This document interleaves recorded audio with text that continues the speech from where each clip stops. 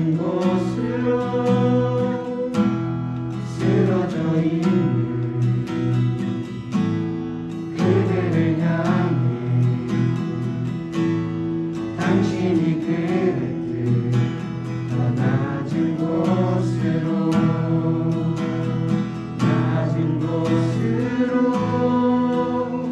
우릴 초대하네.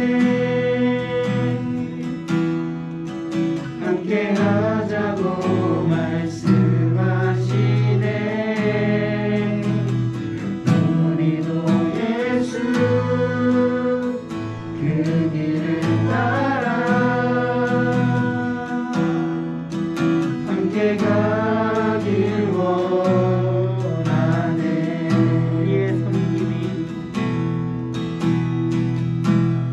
우리의 섬김이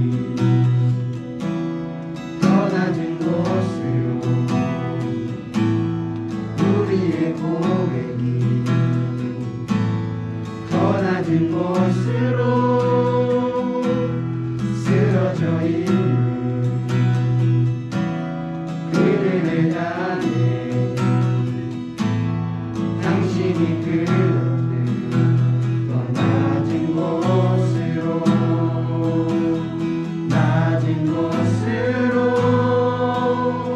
우릴 초대하네. 함께 하자고 말씀하시네.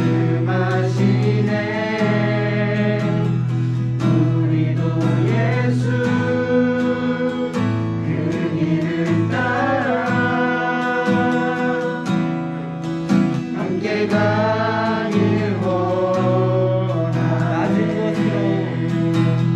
낮은 곳으로 우릴 초대하네. 함께 하자고 말씀하시네.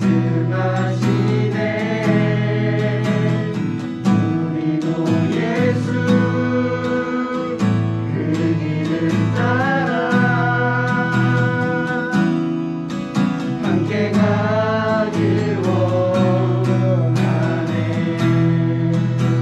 주님이 우리와 함께 하시네. 십자가 피 흘린 예수의 손으로 모든 아픔을 위로하시네. 우리에게 보여준 주님이 우리와 함께 하시네. 십자가 피 흘린 예수의 손으로 모든 아픔을 위로하시네. 우리에게 보여준 주님이 우리와 함께 하시네. 십자가 피 흘린 예수의 손으로 모든 아픔을 위로하시네. 우리에게 보여주셨네.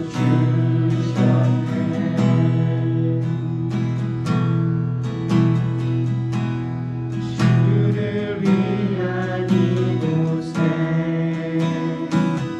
예배하는 자들 중에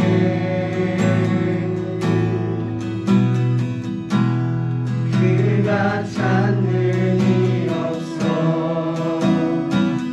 주님께서 슬퍼하시네.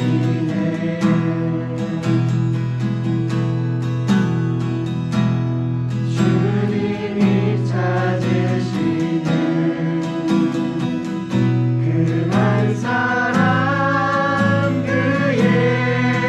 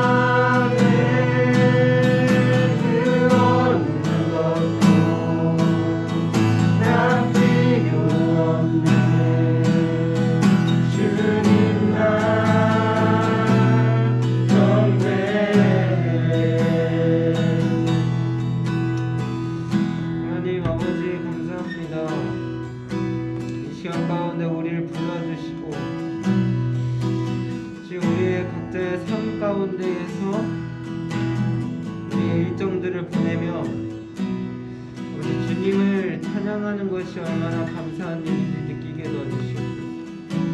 또한 이 공동체로 우리가 시간을 내어서 이렇게 모이는 것이 얼마나 귀한 것인지 주님 아버지, 주님의 사랑을 통해서 느낍니다. 주님을 알기에 그 감사를 누립니다.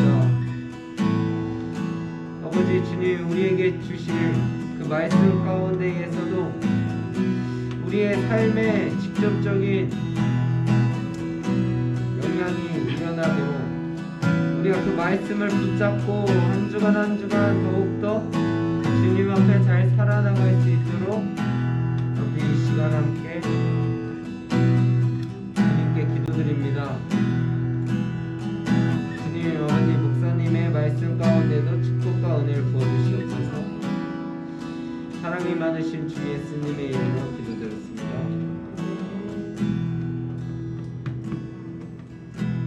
네, 오늘 말씀은요, 요한복음 4장 23절, 되게 쉬운 구절인데요, 우리가 자주 강해로 듣는 혹은 주제설교로 듣는 설교 말씀 중에 하나의 본문일 겁니다. 다 같이 한 목소리로 읽을게요. 23절 딱 한 절입니다. 4장 23절 시작.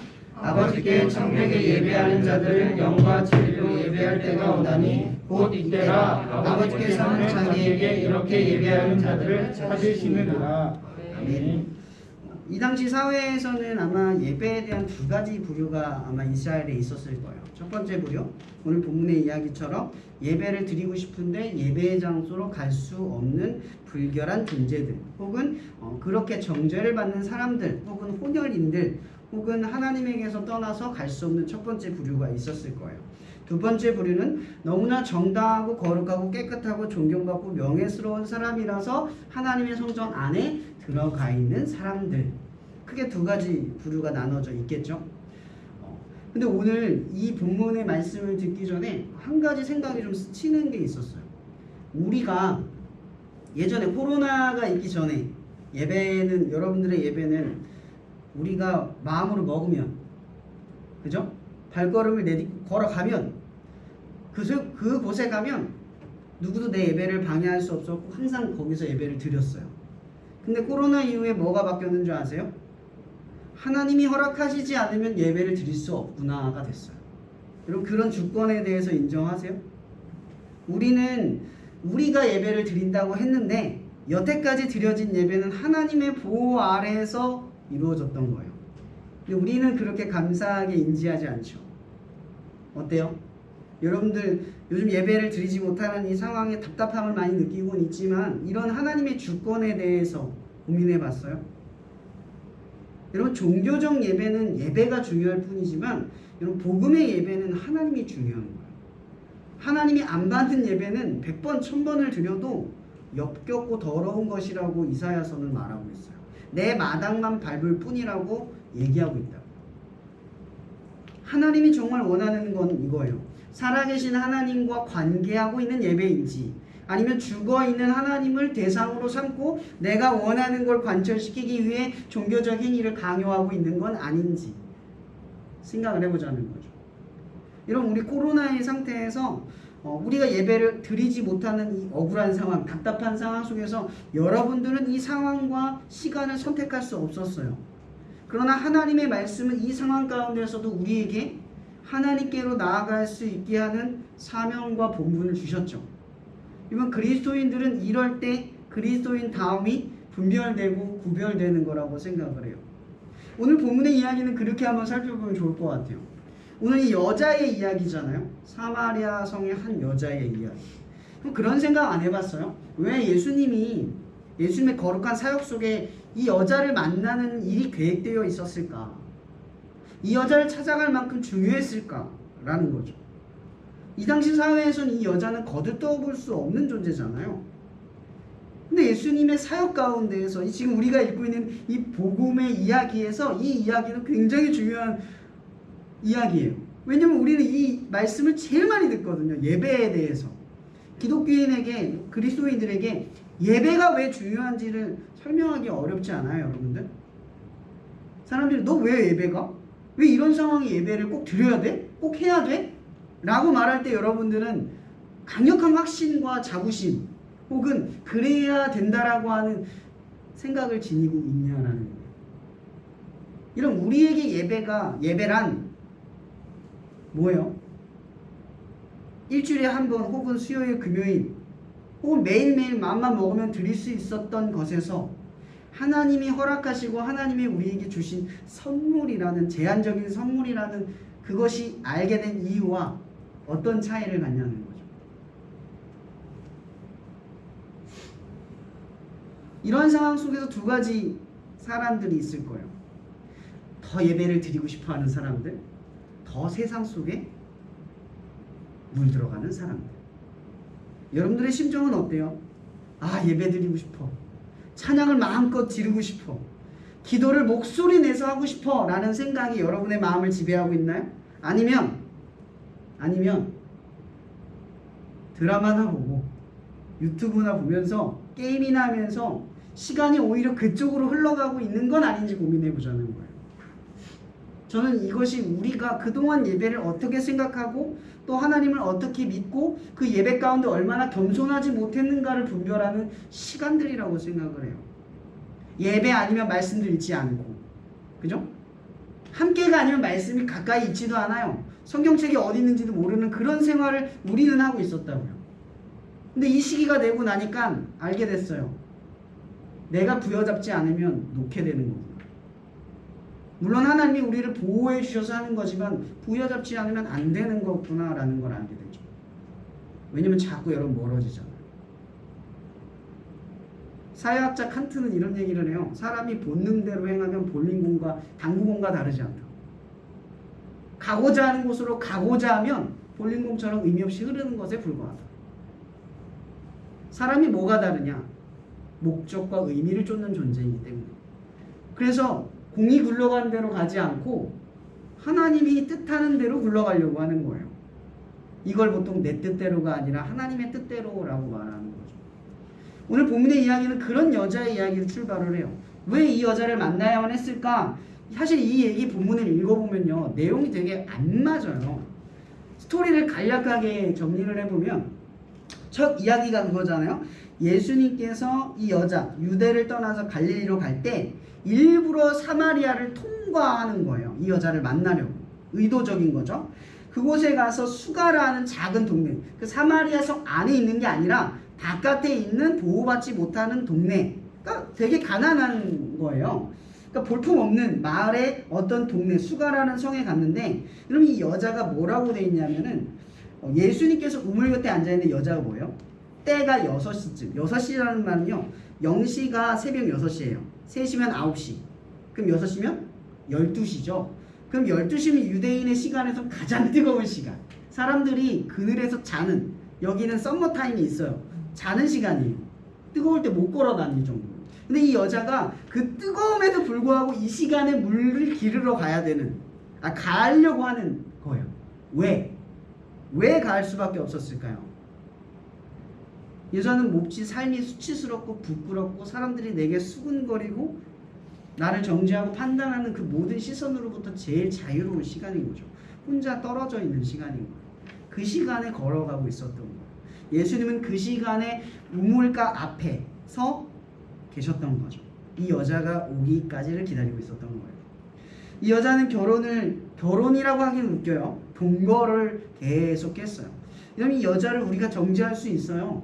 근데 우리의 사회상에선 가능하지만 당시 유대인의 사회상에서는 여자가 혼자의 힘으로 세상을 살아가는 건 거의 불가능해요.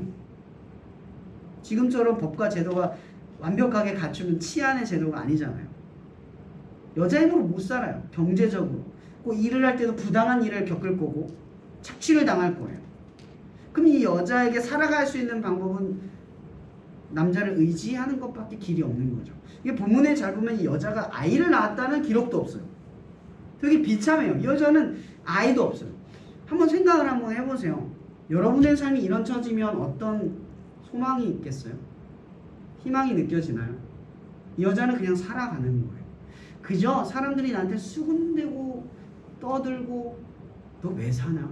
그런 소리만 안 듣고 사는 게 이 여자에게 최선인 상황인 거예요. 그런 여자에게 예수님이 찾아갔어요. 근데 여러분 여기서 제가 하나 더 질문을 할게요. 이 여자에게 예배란 뭐였을까요? 바로 이게 포인트예요.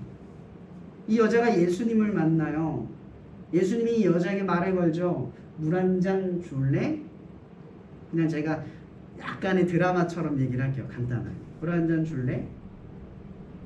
그랬더니 이 여자가 왜 저한테 물을 달라고 하죠? 딱 보니까 예루살렘에서 예배를 멋지게 드리는 유대인 같은데 나같이 불결하고 더럽고 이 시간에 나오는 사람을 피하려고 하는 나에게 왜 물을 달라고 하십니까?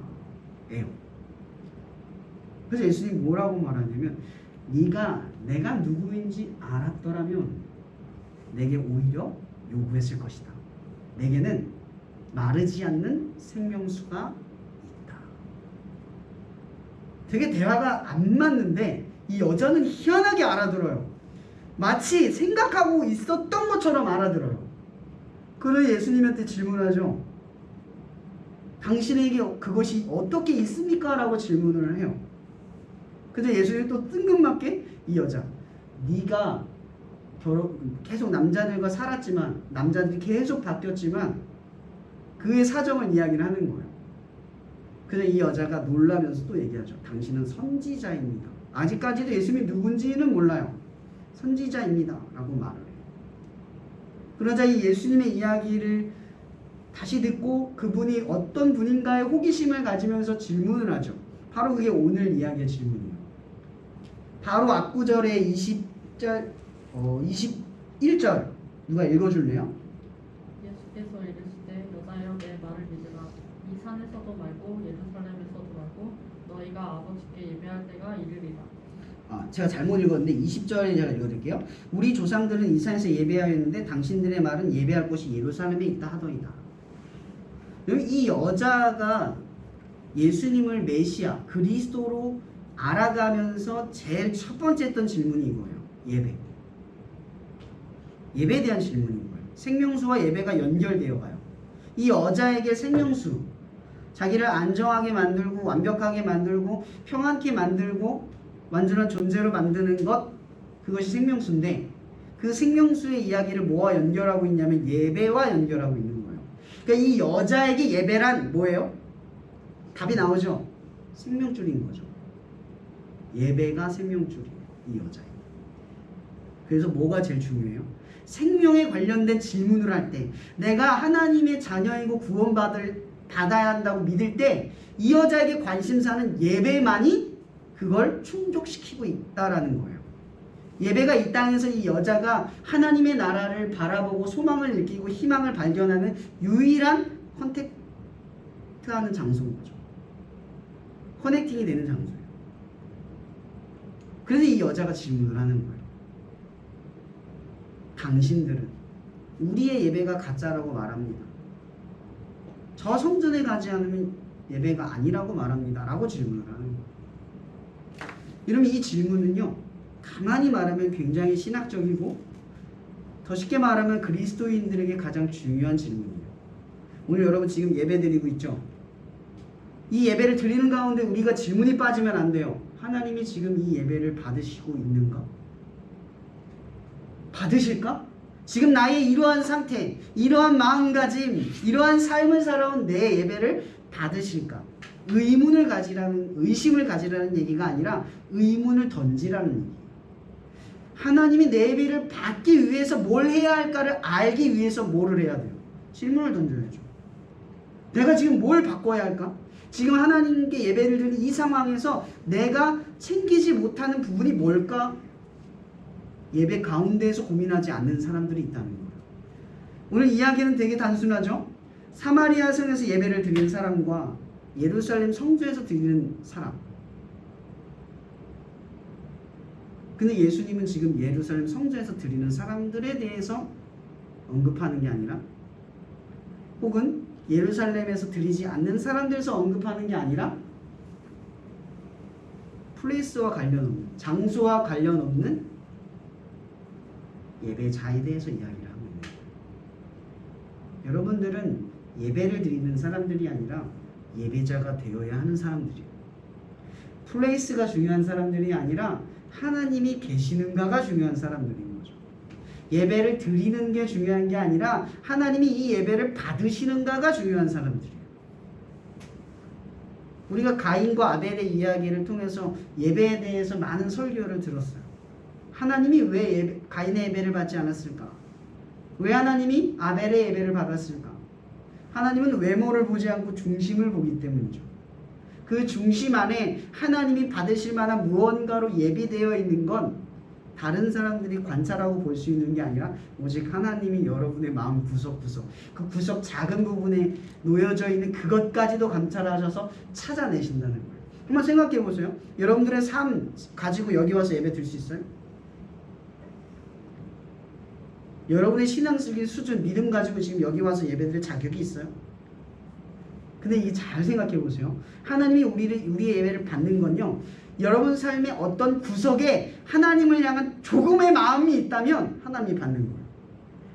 우리가 드리는 게 아니라 하나님이 찾고 계신다는 거죠. 우리 안에 그 작은 먼지라도 하나님을 향한 그 무언가라도 찾고 계신다는 거예요. 그럼 예배는 우리가 하나님을 향한 열심인 것 같지만 반대로 말하면 뭐예요? 우리를 찾으시는 하나님의 열심인 거예요. 우리가 하나님을 찾는 게 아니라 하나님이 우리를 찾고 계시다고요. 우리 마음 작은 구석에 먼지라도 하나님을 향한 무언가로 채워져 있기를 바란다는 거죠. 여러분, 이 여자의 삶은 아무것도 아니었지만 반드시 예수님이 이 여자를 만나서 우리에게 하시려고 하는 말씀은 바로 이거예요. 예배의 주체가 누구냐는 거죠. 하나님 마음에 드는 예배를 꿈꾸고 계시냐는 거예요. 이러한 상황 속에서 사람들은 예배만을 꿈꿀 수 있고요. 그냥 찬양의 멜로디, 소리, 좋은 예배, 아 저기 멋지다 라고 생각할 수 있어요. 그러나 여러분들에게 기억해야 될 것은 하나님은 예배를 바라보시는 게 아니라 그 예배 가운데 하나님께로 나아가는 예배자를 원한다는 거예요. 예배자. 한 사람의 주체자가 하나님을 바라보는 온전한 심정으로 나아가려고 하는 그 마음, 그 상태를 본다라는 거죠. 오늘 이 여자는 여러분 우리의 삶과 멀지 않잖아요. 되게 먼 이야기인가요? 우리에게 요셉과 같은 삶을 요구하거나 다니엘과 같은 삶을 요구하는 게 아니에요. 오히려 이런 여자라서 다행인 것 같아요. 우리보다 사실은 더 못한 처지, 더 인정받지 못하고 더 움츠러들 수밖에 없는 이 여인의 처지는 우리보다 더 못해요. 그러면 반대로 말하면 우리가 이 여인보다 못할 수 없다는 거예요. 왜 성경은 못한 자를 통해서 우리를 일깨울까요? 예수님은 왜 낮은 자를 통해서 우리를 바꾸려고 하실까요? 예수님이 말씀하시는 건 할 수 없는 것을 요구하는 것이 아니라 누구나 믿음이 있으면 할 수 있다는 걸 말씀하시기 위해서요. 여러분, 반대로 말하면요, 이 여인이 선택받을 수 있었던 것처럼 우리도 예수님의 선택 통해서 이 복음에 있는 이 여인처럼 쓰임받을 수 있다는 얘기가 되는 거죠. 우리의 보잘것없음이 아니라 하나님의 선택하심에 달려있기 때문에. 여러분, 신앙은 뭐다? 부분이 아니라 전부입니다. 하나님을 부분으로 여기면 부분만큼 살아가는 거예요. 근데 하나님을 전부라고 여기면 이 여인이 했던 질문만큼 나아갈 수 있는 거예요. 여러분의 삶의 예배가 내 생명수이고 이거 아니면 내가 이 땅에서 희망도 없고 소망도 없고 힘도 없고 나아갈 그 어떤 목적과 의미를 발견할 수 없다라는 사실을, 그 전부라는 사실을 받아들이면 여러분들의 예배가 다른 사람들의 보기에 혹은 다른 사람들의 질문 앞에 절대 굴욕적이게 침묵할 수 없어요. 예배는 생명입니다. 우리가 매일 예배를 드리는 것이 중요한 게 아니라 매일 드리고 싶은 마음으로 나아가는 우리의 간절한 상태. 수요 예배든 금요 예배든 아니면 주일 예배든 오늘 이 예배든 모든 예배로 나아가려고 하는 그 마음의 상태. 이 질문을 통해서 여러분 매일 그 마음을 점검해 갈 수 있기를 바랍니다. 이 땅에 예배가 세워져 가는 것, 그리고 그 예배자로 채워져 가는 것. 그리고 더 나아가 여러분 스스로가 예배자가 되기를 이루어가는 것. 이것 가운데 여러분들의 예배가 회복되고 이 코로나 상황 가운데에서 상황과 시간 가운데 우리가 할 수 없는 이 상황 속에서 예배를 회복하실 하나님을 바라보면서 예배자가 되어가는 저와 여러분이 되기를 주님의 이름으로 축복하고 기도합니다. 기도하고 마칠게요. 일단 잠깐 쳐주세요. 기도 제목 하나만 나눌게요. 저조차도 요즘 많이 무너지는 것 같기도 해요. 확실히 그 예배라는 것을 많이 묵상을 하면서 공동체의 중요성을 많이 느끼는 것 같습니다. 혼자일 때는 너무나 힘없게 무너지는데 두세 사람이 모여서 서로를 붙잡아주면 자꾸 하나님의 뜻대로 가야만 하는 어떤 동기와 목적을 자꾸 발견하는 것 같아요. 근데 요즘 계속 어떻게 보면은 공동체 모임이 많지 않고 우리도 많이 떨어져 있다 보니까 하나님께 많이 나아가는 것보다 많이 무너져 있는 현실들을 좀 저 자신이 많이 깨닫고 우리 동역자들을 좀 많이 바라보게 되는 것 같습니다. 여러분 이 시간 기도할 때는 그런 기도를 했으면 좋겠습니다. 하나님, 이 상황 속에 우리는 예배자가 되기를 원합니다. 예배를 생명으로 여기고 예배의 자리가 있으면 기뻐 나아가기를 간절히 원하는 그런 예배자 되기를 원합니다. 우리의 숨쉴 구멍이 예배이고 우리가 잠깐 하나님의 나라를 누리고 평안을 누리는 곳이 예배이고 세상에 인정받지 못하고 무시받을 때에 사랑과 인정을 듬뿍 받을 수 있는 곳이 예배이고 삶의 어떠한 자격과 조건이 느껴지지 않고 내가 왜 사나 싶을 때 내가 너를 지었어. 내가 너를 나의 형상으로 만들었어. 나는 너에게 계획을 갖고 있어. 그 사실을 일깨워주는 예배가 되기를, 그 예배를 꿈꾸기를 원합니다. 그리고 하나님, 이 코로나가 끝나고 난 뒤에 우리의 예배가 다시 예전으로 돌아가지 않게 도와주시옵소서. 내 힘으로 드렸던 예배에서 이제는 하나님의 보호하심 없으면 드릴 수 없는 이 예배의 간절함과 고마움을 회복할 수 있게 도와주시옵소서. 또한 주님, 우리가 공동체 가운데 떨어져 있지만 우리의 삶 가운데 예배자로 말씀 보며 기도하며 찬양을 들으며 예배를 꿈꾸는 자들 되게 하여 주시옵소서. 우리의 열정이 식어지지 않고 오히려 이 풍파와 고난을 통해 더 뜨거워지고 더 단단해질 수 있는 시간 되게 하여 주시옵소서라고 시간 기도하며 나아가시겠습니다. 기도하겠습니다. 하나님, 나의 죄는 주홍같이 불순물이요 예배 없이 살아간 삶은 공동체 없이 떨어진 나의 삶은 너무나 나태하고 게으르고 배만하고 교만했습니다.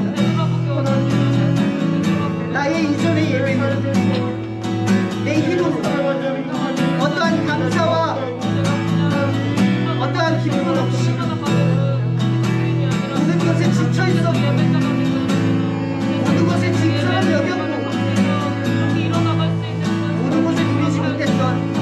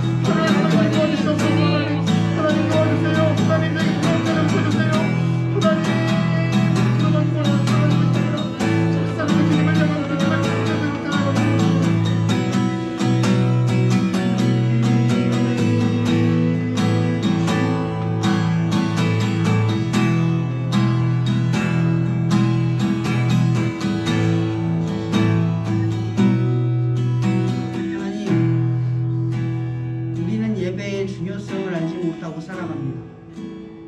이 예배가 세상을 바꾸는 하나님의 역사임을 매일같이 주장하고 믿고 있지만 그 믿는다라는 말 앞에 얼마나 무기력하게 예배를 드리고 우리의 행동과 하나님의 뜻대로 살아가는 의지와 노력보다 그 예배를 하나님의 능력으로 여기고 있었는지 고민해 보게 됩니다.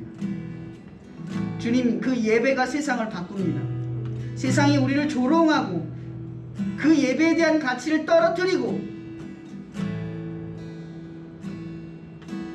우리의 예배가 힘없이 짓밟힐 때에도 우리는 그 믿음을 잃어버리지 않기를 소망합니다. 우리가 드리는 이 예배가 세상을 바꿀 줄 믿습니다. 우리가 아무것도 하지 않는 이 자리에서 오직 하나님의 말씀의 역사를 사모하고 그 마음의 품기를 각오하는 이 예배자의 심령 통해서 하나님이 세상을 바꾸어 가실 줄 믿습니다. 우리는 예배를 지키는 당신의 선택받은 자들 되기를 원합니다. 이 땅의 모든 자들이 하나님을 찾지 않을 때에도 우리는 그 자리에 서서 죽음 앞에서도 하나님을 외칠 수 있는 자들 되기를 소망합니다. 더 이상 나태할 수 없고 게으를 수 없고 물러설 수 없습니다. 주님, 우리에게 고난은 하나님의 목적이 드러나는 계획이자 뜻이기 때문입니다. 하나님, 이 기간을 통해 우리는 더욱 선명하게 드러나기를 원합니다. 예배를 뜨겁게 바라고 찬양을 크게 외치고 기도를 더 간절하게 부르짖는 그런 역사 가운데로 우리를 부르시는 하나님의 뜻을 바랍니다. 여전히 우리의 마음의 한 구석에 참 드리기도 민망한 그 보잘것없는 작은 마음을 발견하기 위해 우리의 마음 구석구석을 찾아 헤매시는 하나님,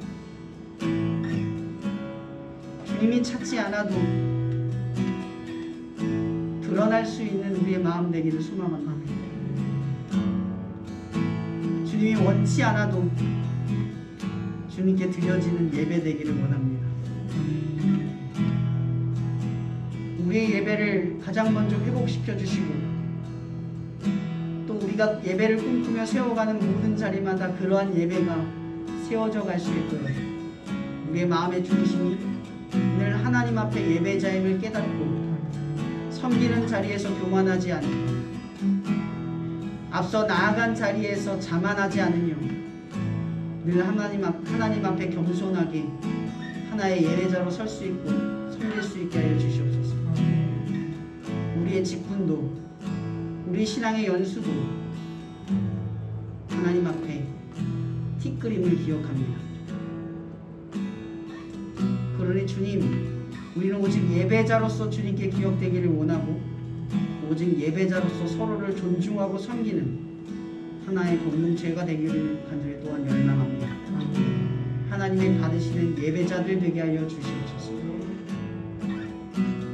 모든 것에 감사하며 살아계신 예수 그리스도 이름으로 기도합니다. 우리 주기도문으로 마칠게요. 하늘에 계신 우리 아버지여, 이름이 거룩히 여김을 받으시오며 나라의 임하옵시며 뜻이 하늘에서 이루어진 것 같이 땅에서도 이루어지리이다. 오늘 우리에게 일용할 양식을 주옵시고 우리가 우리의 죄 진 자를 사하여 준 것 같이 우리의 죄를 사하여 주옵시고 우리를 시험에 들지 말게 하옵시며 다만 악에서 구하옵소서. 대개 나라와 권세와 영광이 아버지께 영원히 있사옵나이다. 아멘. 대학생활, 직장생활, 취업준비생활 월요일부터 금요일까지 바쁜 삶을 삽니다. 요즘 청년들은 하나하나 바쁜 사람들 이곳에 모인 이유는 스쿠처치 뜻을 가진 청년들이 모여 청소년을 섬기는 미션 처치입니다. 주의 말씀과 기도로 준비하여서 섬김의 기쁨으로 살아갑니다.